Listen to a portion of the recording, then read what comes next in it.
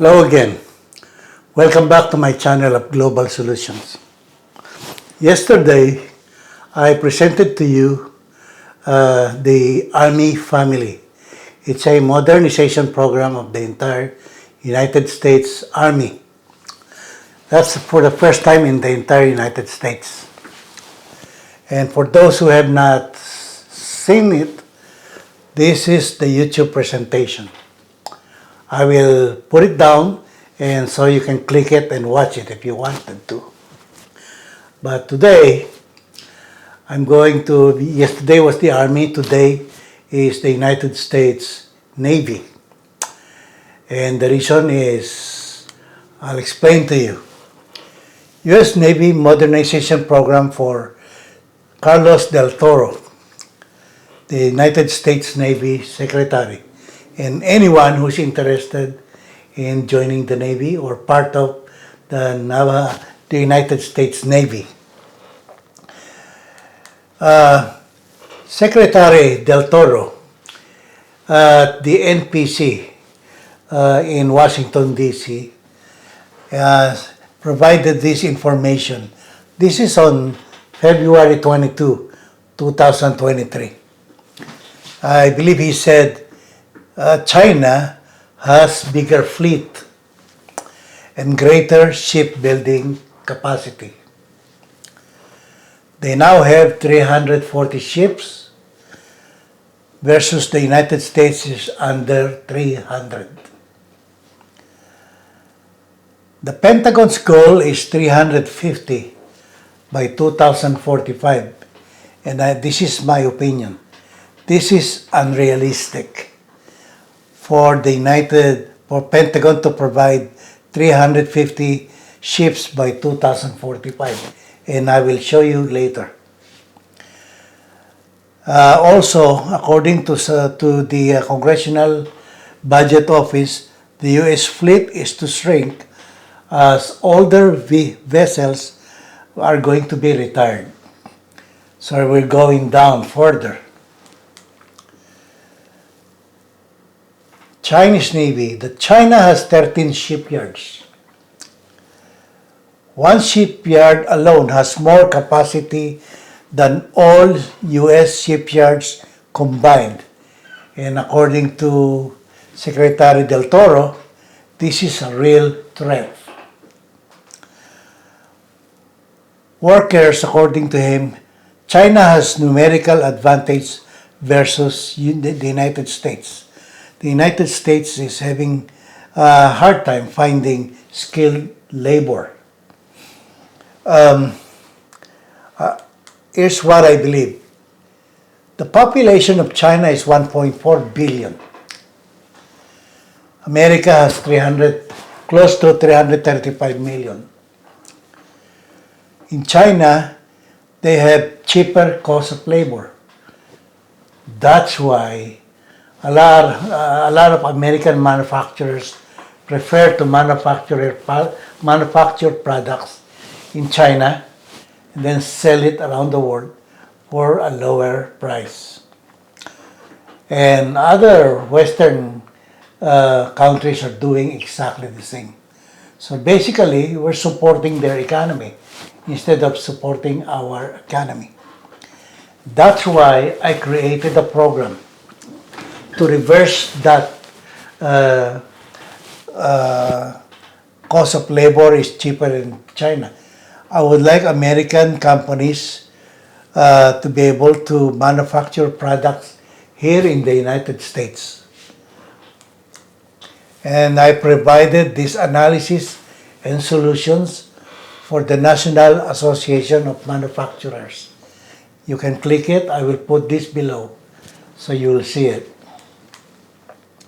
All this are because I started studying governments and challenges facing humanity around the world. I started in the Philippines, then I came into the United States in 1983, and I was able to go around the world, including Europe. So my company is the only one in the entire United States that's offering this global government Modernization Program. I would like to modernize the government, including military, law enforcement, and this is my business card. This is my website. In this website, Secretary Del Toro, you will find my Department of Defense Modernization Program. When I provided, my program can provide up to $445 billion. This is not taxpayers' money. Unlike the $816 billion that the government provided for the entire Department of Defense, this $445 billion is not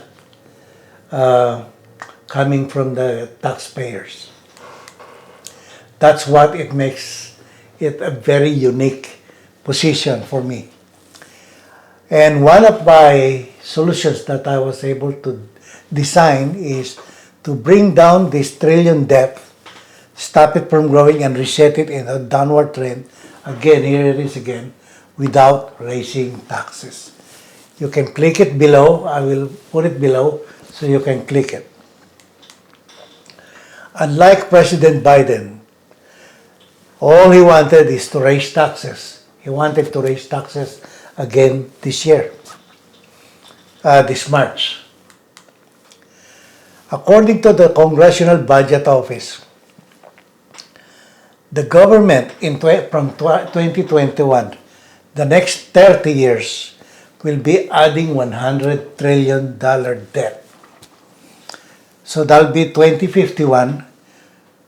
Our debt will be 202% of the GDP. Excuse me.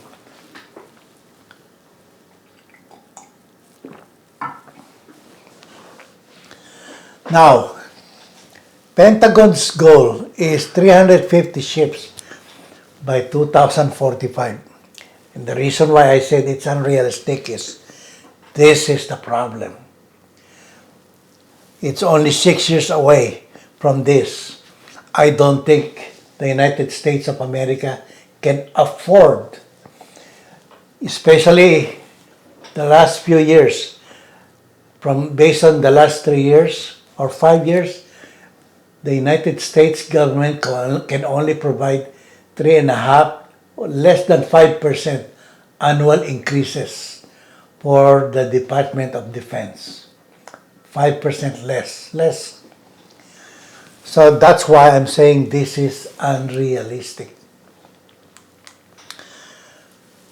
For fiscal, here it is, for fiscal 2023, National Defense Authorization Law, $816.70 billion. Those are taxpayers' money that President Biden signed into law. Mine is minimum of, my program can provide between 900 to 1.3 trillion. That's in the United States alone. Excuse me again. That's in the United States alone.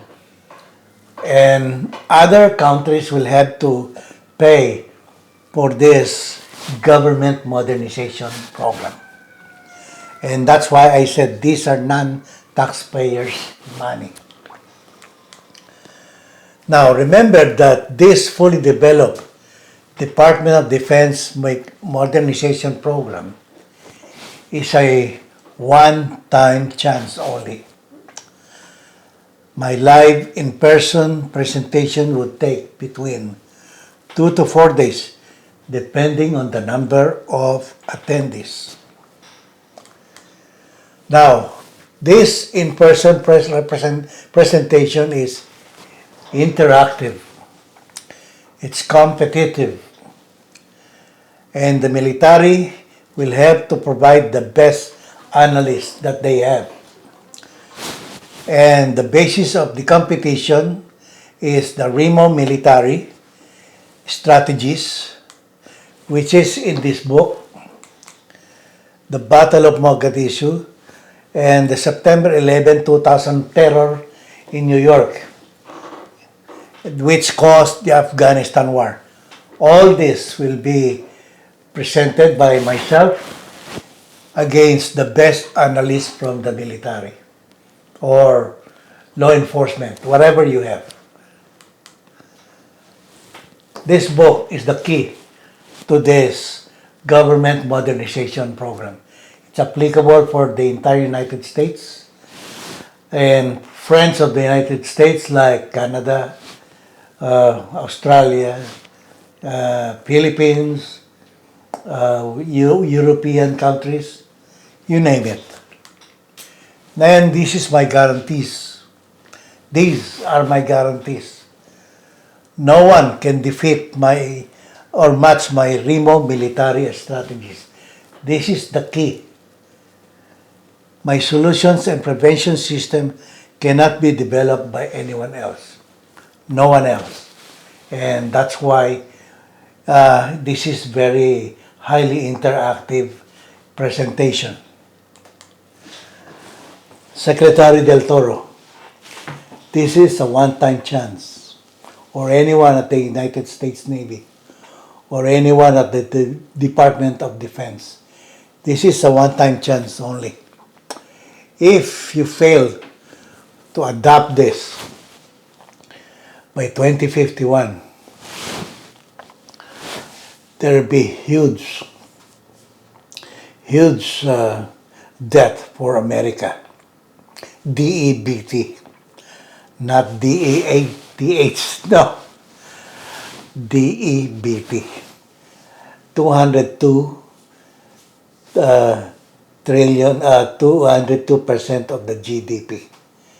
If our economy can only churn out up to 100%, imagine the debt that we will be paying is 202%. Where are we going to get that 102% to pay the debt? Thank you very much, and I will try to